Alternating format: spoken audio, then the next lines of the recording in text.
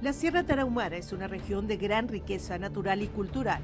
Aquí habitan comunidades indígenas que mantienen tradiciones ancestrales y una relación profunda con su territorio. Sin embargo, estas comunidades enfrentan condiciones de violencia extrema y una respuesta prácticamente nula del Estado. Los malandros pues siguen allí y que nos desplazaron para quedarse con el territorio y seguir tumbando la madera, y pues se están adueñando de todo, de las tierras, del agua y las minas, y por eso es que nos desplazaron y aquí estamos y queremos regresar a nuestra comunidad. Pues no se puede, pues hay muchos malandros y pues no se pueden. Ya dijeron que se volvía, pues ya no iba a volver otra vez, que ya me estaban esperando por allí en el camino para asesinarme. El desplazamiento forzado no ocurre por una sola razón. Es el resultado de varios factores que se combinan y presionan a las familias hasta que salir se vuelva la única opción. Todo comienza con la violencia e inseguridad que generan grupos armados que disputan el control del territorio. Ahí, las amenazas, el reclutamiento forzado y todo tipo de violencias generan un miedo constante que los obliga a huir. Por el crimen organizado, realmente pues son palabras muy fuertes, por la situación que está pasando ahorita gran parte de la zona del municipio de Guadalupe y Calvo. Muchas de las personas deciden salir de sus comunidades para cuidar a sus hijos, para que no sean reclutados, ¿no? O también para que no sean violadas las mujeres también, porque estos grupos suelen apoderarse, ¿no?, a la vulnerabilidad de las comunidades indígenas. También están los conflictos por la tierra y los recursos, como la tala ilegal, los gasoductos, la pertenencia y explotación de las minas y la siembra de cultivos ilícitos que generan disputas por el control de la tierra, y las comunidades quedan atrapadas entre intereses externos y pierden la posibilidad de vivir con tranquilidad. Y hubo unos 6, 7 meses en donde estuvieron talando y estaban talando con hombres armados. O sea, las cuadrillas tenían gente que lo estaban protegiendo. Y se presentó una denuncia. Y pues no pasó nada, fue como que ya estaban avisados los taladores. Porque cuando llegó la autoridad, pues no había nadie talando. Y ante esto llega la pobreza estructural y el abandono institucional, es decir, la falta de servicios de salud se vuelve una constante, la educación limitada y un empleo digno casi imposible. Estaban las amenazas o no tenían manera de que les llegaran los alimentos. Suspendieron las clases por la inseguridad. La maestra pues se cerró la escuela y luego las brigadas médicas dejaron de ir. Lo que muchos nos denuncian pues es la salud.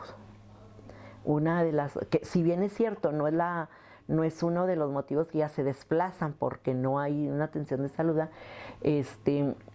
salud no iba a esas comunidades pues por el temor de cómo estaba la violencia. Entonces una de las demandas más particulares es salud. Se vuelven a ausentar, por ejemplo, los servicios médicos, ¿no? Decían, cada mes van, pero ahora pues ya hasta los han levantado, ¿no?, a los médicos. Entonces los doctores dejan de ir. Sí, pues ya empezaron a amenazarnos. Sin embargo, aunque cientos de notas periodísticas han documentado el problema, sus causas y sobre todo su ascenso en las cifras, la postura tibia de las instituciones encargadas dificulta la extinción. Y no es un éxodo masivo, sino casi siempre referido a algunas de las familias que habitan la zona que cae bajo el control del otro grupo del crimen organizado. El desplazamiento de estos grupos obedece fundamentalmente a las pugnas entre grupos del crimen organizado que llegan a las zonas y tratan de imponer a la población su nuevo mando. Cuando el Estado no reconoce cuál es la raíz de este desplazamiento, muchas veces llevan a que se establezcan este tipo de esto que se hizo en el Código Penal de que se agregó este apartado que criminaliza a las personas que no se considera desplazados y respondieron de alguna manera, es una forma de criminalizarlos, ¿no? Y de no asumir o tener una visión más crítica acerca de qué implican estos desplazamientos. Y es que actualmente los protocolos de protección para las personas desplazadas de manera forzada es la denuncia. Nosotros no los inducimos a que nos den datos o a que nos digan cosas que ellos no quieren decir. Nosotros respetamos muchísimo lo que ellos nos quieran decir. Sí, entonces, pero fuera de cuando termina la entrevista, sí nos dicen, no, pues yo sí sé quién era. Y yo sí sé qué era, y nos empiezan a narrar, pero ni lo denuncian ni nos lo dicen para la entrevista. Ese es el mayor reto, que la gente no quiera denunciar. Y que se exija a las personas que levanten una denuncia para ser consideradas desplazadas, es no tener una visión real de lo que implica denunciar el desplazamiento forzado, ¿no? Entonces el abandono también se ve en eso, en negar estas realidades de que si las personas no denuncian no es porque no quieran denunciar o porque sean cómplices de esas violencias, sino es por los riesgos que implica. Pero esta realidad es tan complicada que pareciera que ni a la autoridad ni a la delincuencia le importa la suerte de las víctimas del desplazamiento forzado. Porque llega el fentanilo, ¿no? Que también es como donde se van ubicando esos periodos que hacen la diferencia, que ahora ya no es la marihuana, que ahora es el fentanilo y ya no se requiere como tanta gente que participe en esas actividades de siembra.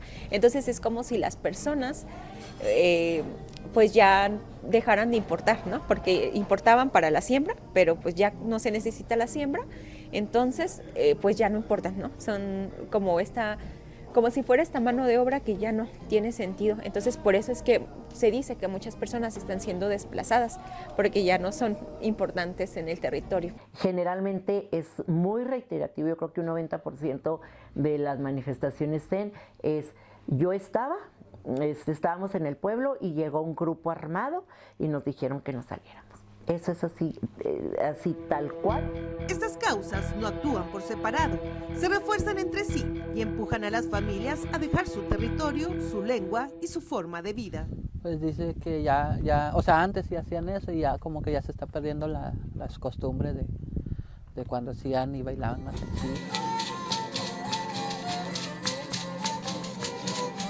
Un desplazado no solo deja la tierra, deja lo más profundo sus raíces. Irse representa la única oportunidad, realizando traslados riesgosos con la incertidumbre de no saber qué les espera en esta nueva tierra. Sí, como lo que implica vivir en la ciudad es distinto a lo que implica vivir en la sierra. No solamente porque el espacio es diferente y por la contaminación y por los autos y por el cemento y todo esto, sino porque también hay otras demandas, ¿no? Por ejemplo, de dinero. En los lugares donde vivían, en sus ranchos, no tenían que pagar renta, no tenían que pagar luz, no tenían que pagar por agua, no tenían que pagar por comida, porque ahí estaba todo, ¿no? Entonces, una de las consecuencias justo de este desplazamiento es el empobrecimiento. Al llegar, muchas familias también se enfrentan a las barreras del idioma, discriminación y dificultades para encontrar empleo y vivienda. El choque cultural es fuerte. Pasar de la sierra a la ciudad implica cambiar de ritmo de vida y la forma de relacionarse. Muchos de estos personas no traen ningún papel, muchos no tienen un registro, entonces nosotros acompañamos y sobre todo también en mi caso que muchas personas vienen de la comunidad Guarani, pues me toca traducirlo y enseñarles, ¿no? También cómo se maneja y cómo puedes hacer un trámite y dónde puedes acudir para pedir ayuda, ¿no? Lo que implica vivir en la ciudad. En la cultura rarámuri, por ejemplo, se aprende a hacer rarámuri caminando, ¿no? Es importante como transitar, caminar, pero aquí en las ciudades es difícil transitarlo. Entonces, pues casi todo el tiempo están en sus casas y los niños y las niñas también están en sus casas encerrados. Cuando se pisa una tierra que no es la tuya, el comienzo los espera precario y sin servicios básicos. De hecho, creo que también aquí en la Soria. Iniciar la vida laboral tampoco es fácil. A su paso topan con trabajos temporales y mal pagados. Y es que en este nuevo comienzo en silencio, ellos también enfrentan el silencio de una sociedad que los desconoce y discrimina. Entonces, ¿qué pasa con la comunicación, ¿no? ¿Cómo se da? Y luego la discriminación en las escuelas, ¿no?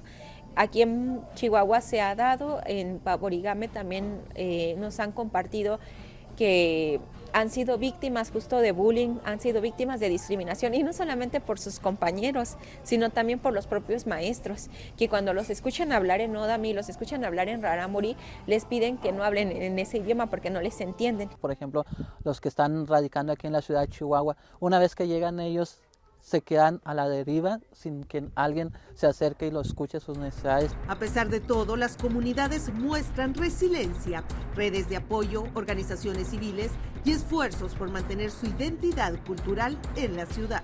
Cuando empecé, pues no sabía coser en máquina, y ahorita pues ya, a veces ya lo coso en máquina, en mano, porque es más fácil coserlo en mano, porque en la máquina pues tiene que irle atrancando muchas cosas para hacer. Por ejemplo, los solanes, estas listas que tiene, pues sí, está trabajoso.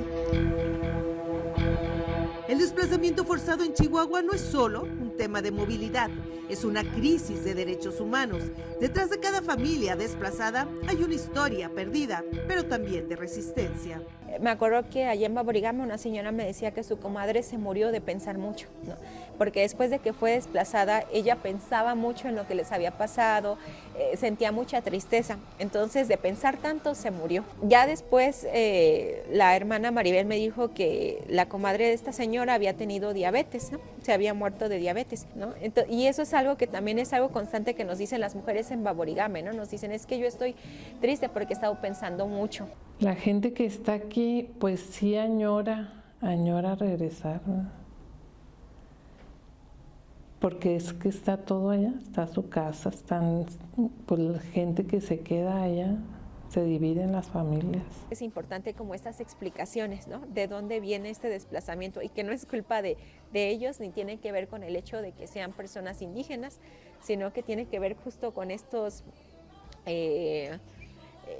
actores que buscan quitarles sus territorios.